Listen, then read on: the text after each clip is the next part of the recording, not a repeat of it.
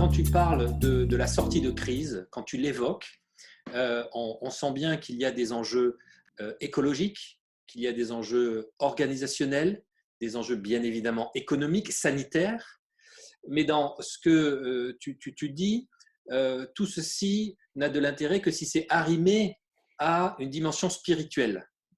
Et ce mot de spiritualité, tu ne le conçois pas comme étant retiré du monde et de la société, mais comme une opportunité de rentrer beaucoup plus activement et de façon plus éclairée et aimante dans le monde.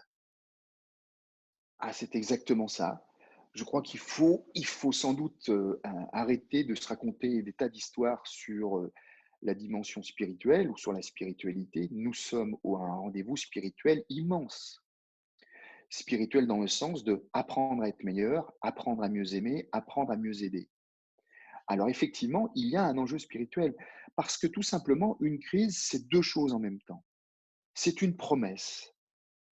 Quelque part, lorsqu'on s'interroge sur comment sera le monde dans 6 mois ou un an, et sans nécessairement utiliser notre intelligence, mais juste notre cœur, immédiatement, on est face à la fois à des craintes et puis des espoirs.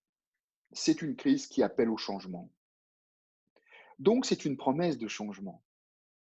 Euh, Ce qui est tout à fait ironique, c'est de voir à quel point ce confinement mondial, à l'échelle mondiale, quelque part, réouvre la vie quelque part.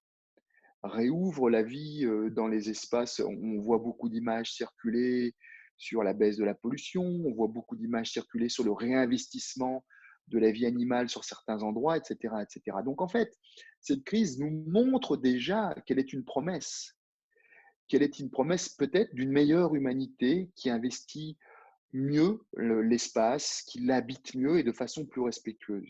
C'est une promesse. Sauf que ce n'est pas donné, ce n'est pas une promesse qui est offerte sur un plateau. Une crise, c'est en même temps une promesse et la nécessité d'un dépassement. Autrement dit, elle nous met devant nos limites pour que nous soyons devant ses limites. Mais ces limites, de quoi parle-t-on? On parle des limites humaines en général, de l'humanité? Oui, peut-être. Mais là où le rendez-vous est spirituel, c'est que cette crise nous met devant chacun des limites spécifiques. Nous sommes devant les limites de notre humanité.